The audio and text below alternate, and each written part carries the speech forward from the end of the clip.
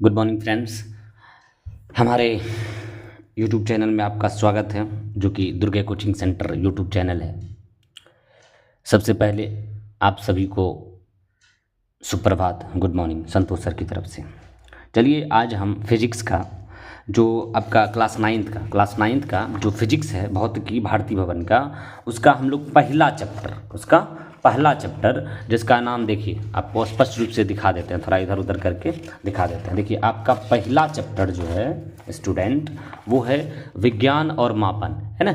1 number पहला chapter है विज्ञान और मापन। तो इसका जो है अति लघु उत्तरीय प्रश्न, उसको आज हम लोग करने वाले हैं। उसके बाद अगला है गति चैप्टर, उसको भी आगे वीडियो हम अपलोड करेंगे बना के, ऐसे रेगुलर आपको अब मिलते रहेगा। तो कहता है कि अति लघु उत्तरीय प्रश्न बनाना है। तो पहला क्वेश्चन है हमारा कि विज्ञान क्या है। तो हम अब है कि सिर्फ बोल के बताने से तो होगा नहीं, आपको लिख के भी देना होगा ताकि आप आराम से उसको लिख सकें।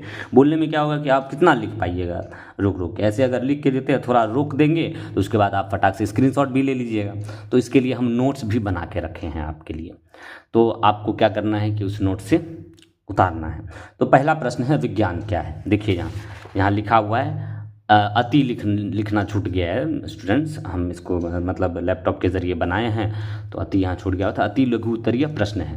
कहता है पहला क्वेश्चन विज्ञान क्या है, वही था। तो कहता है सावधानी पूर्वक एवं क्रमबद्ध तरीके से किए गए प्रयोगों एवं प्रेक्षणों द्वारा प्राप्त ज्ञान को विज्ञान कहते हैं।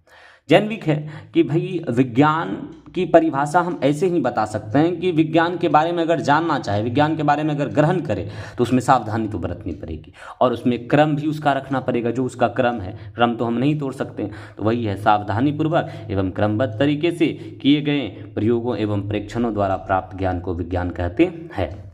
आपका दूसरा प्रश्न है, यहाँ देखिए, बुक में भी देखिए, नोट में भी है, बुक में भी देखिए। दूसरा प्रश्न है भौतिक राशियाँ कितने प्रकार की होती है, उनके नाम लिखिए।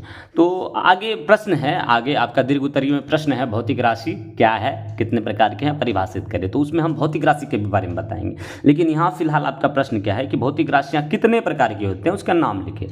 तो देखिए, आपके नोट कॉपी में लिखा है भौतिक राशियाँ कितने प्रकार की होती हैं, उनके नाम लिखे। तो आंसर है, देखिए आंसर भौतिक राशियाँ 2 प्रकार की होती हैं, आधारी राशियाँ और व्युत्पन्न राशियाँ। आधारी राशियाँ और व्युत्पन्न राशियाँ। फिर आपका तीसरा प्रश्न है आधारी राशि किसे कहते हैं। तीसरा प्रश्न है आपका आधारी राशि किसे कहते हैं। यहाँ देखिए, यहाँ नंबर 3, आधारी राशि किसे कहते हैं। तो उसका आंसर लिखिए।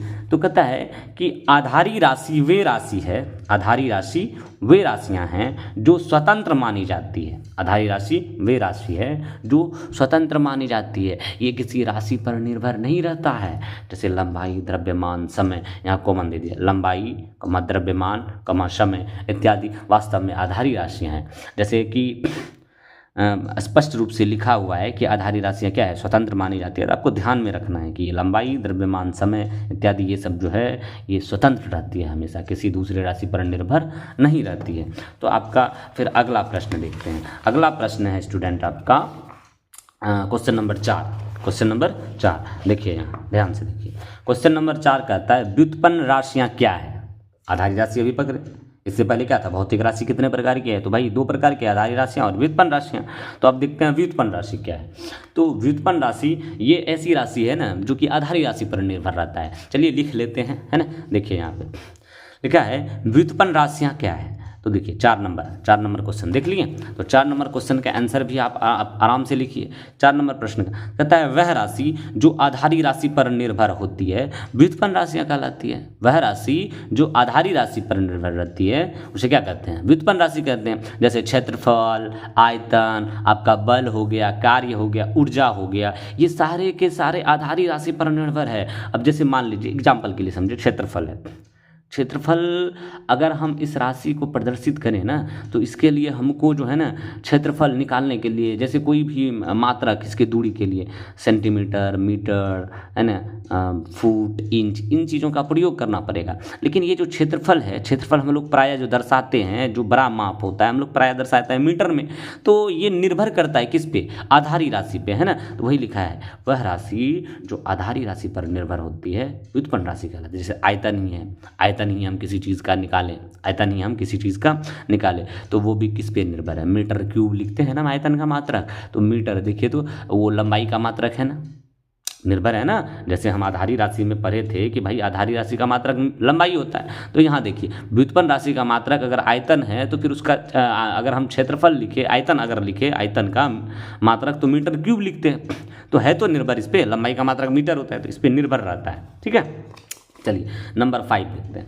5 नंबर है आधारी मात्रक किसे कहते हैं। 5 नंबर आपका प्रश्न है आधारी मात्रक। अब देखिए इसमें क्वेश्चन है नहीं, लेकिन आप समझ लीजिए मात्रक भी 2 तरह के होते हैं, है ना। मात्रक भी 2 तरह के, और भी सिस्टम है, सिस्टम भी और अलग अलग है। एफपीएस पद्धति, सीजीएस पद्धति, एमकेएस पद्धति, वो अलग एसआई सिस्टम हम जानेंगे इन सभी मात्रकों के बारे में। लेकिन यहाँ जो प्रश्न है आपका वो कहता है कि आधारी मात्रक किसे कहते हैं। नंबर 5 आधारी मात्रक किसे कहते हैं। तो चलिए जानते हैं आधारी मात्रक किसे कहते हैं। तो कहता है वह मात्रक जो किसी अन्य मात्रक पर निर्भर करता है, वह मात्रक जो किसी अन्य मात्रक पर निर्भर करता है उसे आधारी मात्रक कहते हैं। वह मात्रक जो किसी अन्य मात्रक पर निर्भर करता है उसे क्या कहते हैं, आधारी मात्रक कहते हैं। उसके बाद आगे चलिए, आगे देखिए नंबर 6 प्रश्न। 6 नंबर प्रश्न कहता है कि यहाँ ध्यान से देखिए। 6 नंबर प्रश्न कहता है मात्रकों की पद्धति से आपका क्या तात्पर्य है। यानी पूछ रहा है कि मात्रकों की पद्धति से आप क्या समझते हैं। बहुत सारे पद्धति है मात्रकों की। सिस्टम, पद्धति का इंग्लिश होता है स्टूडेंट सिस्टम, ध्यान रखिएगा।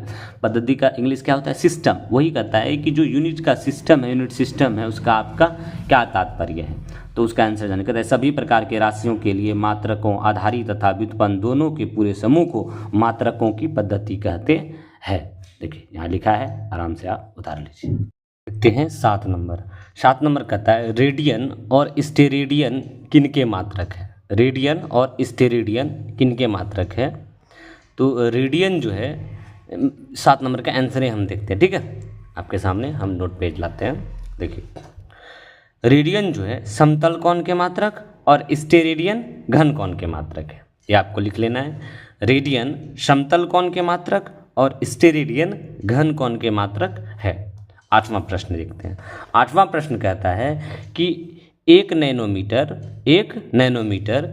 कितने मीटर के बराबर है। 1 नैनोमीटर कितने मीटर के बराबर है। तो फ्रेंड्स 1 नैनोमीटर आपका जो है ना, 1 नैनोमीटर वो आपका 10 to the power 1 nanometre 10 to the power -9 metre के बराबर होता है। 10 टू दी पावर -9 मीटर के बराबर होता है। अब कहता है कि प्रकाश वर्ष क्या है। तो प्रकाश वर्ष, लास्ट प्रश्न 9 नंबर, ध्यान से देखिएगा। अगर आपको वीडियो अच्छा लगे तो चैनल को सब्सक्राइब कीजिए ऐसे ही वीडियो पाने के लिए, और लाइक भी कीजिए अगर आपको पसंद आ रहा है तो। चलिए 9 नंबर प्रश्न देखते हैं। 9 नंबर प्रश्न है कि प्रकाश वर्ष क्या है। प्रकाश वर्ष क्या है। तो कहता है प्रकाश वर्ष यानी प्रकाश द्वारा तय की गई कुल दूरी। तो प्रकाश जो 1 वर्ष में कुल तय की करेगी ना दूरी, जो प्रकाश 1 वर्ष में दूरी तय करेगी उसको ही हम प्रकाश वर्ष कहते हैं। लिखा है प्रकाश द्वारा, देखिए नोट में लिखिए, कहता है प्रकाश द्वारा 1 वर्ष में तय की गई कुल दूरी को प्रकाश वर्ष कहा जाता है। यह लगभग 95 खरब यानी 9.5 ट्रिलियन कह सकते हैं इसको, है ना। देखिए लिखा हुआ है आपका, इतना किलोमीटर का होता है 9.5 ट्रिलियन किलोमीटर का। वैसे ध्यान रखना है 95 खरब किलोमीटर का होता है।